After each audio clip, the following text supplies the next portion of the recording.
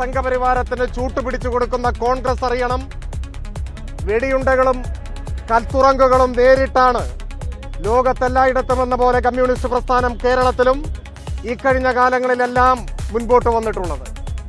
സംഘപരിവാരം BJP കേന്ദ്ര ഭരണകൂടം EDയെ ഉപയോഗിച്ച് തങ്ങൾക്കെതിരെ ഉയരുന്ന ദൃഢമായ രാഷ്ട്രീയ ശബ്ദങ്ങളെ നിശബ്ദമാക്കാൻ ശ്രമിച്ചപ്പോൾ മനീഷ് സിസോദിയയും അരവിന്ദ് കെജ്രിവാളും തുറങ്കിലടക്കപ്പെട്ടു.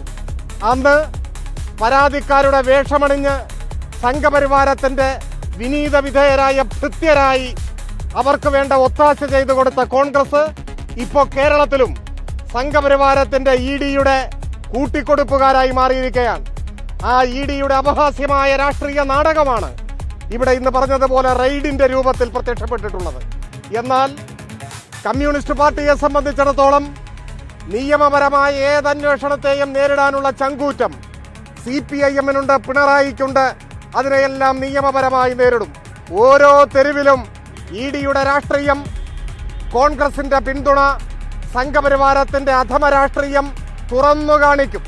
ജനങ്ങൾക്കിടയിൽ കാര്യങ്ങൾ വിശദീകരിക്കും. ജനങ്ങളുടെ പിന്തുണയോടെ ഈ വേട്ടയാടലുകളെ എല്ലാം നേരിടും. അതിന്റെ തുടക്കമാണെന്ന് ആ